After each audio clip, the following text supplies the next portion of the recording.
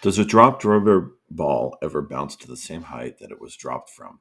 Well, let's look at what happens when a rubber ball hits the ground.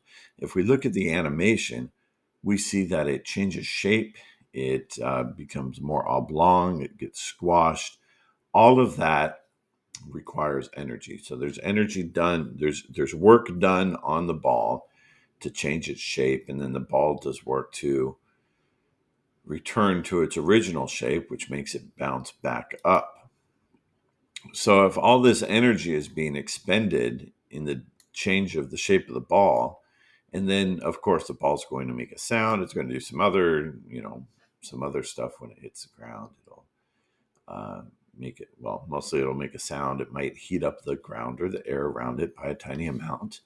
So its energy then is its energy is being converted into different forms. So you have to be careful about this question: does the ball's energy increase, decrease, or remain the same? It does decrease a little bit if it transfers energy to the air or to the ground.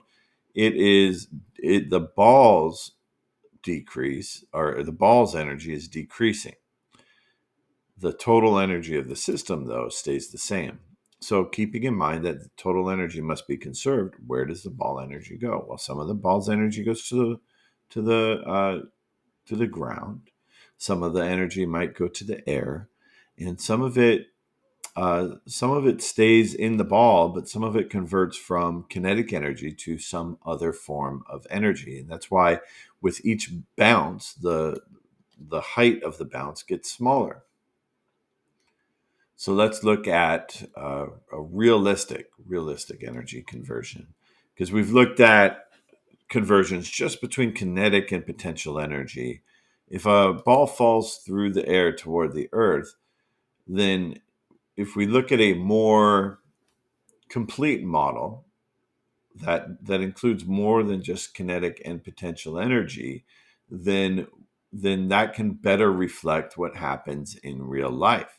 So it's not that the conservation of or the law of conservation of energy, it's not wrong. It's just when we first learned it, we didn't account for everything. The energy that's not transformed into kinetic or potential energy goes into the environment. So when you drop something and it bounces not quite to the same height as it did to the first time, then that energy is not destroyed.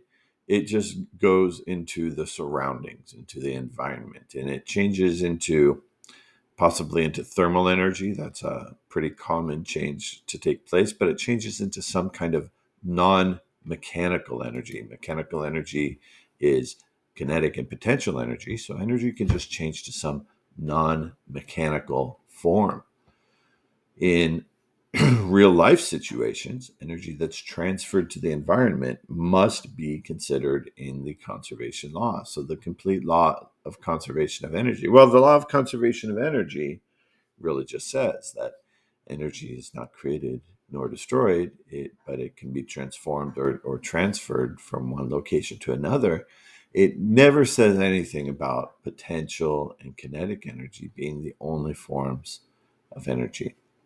And so the law of conservation of energy says, does account for everything. We just need to consider more forms of energy than just motion and gravitational potential energy.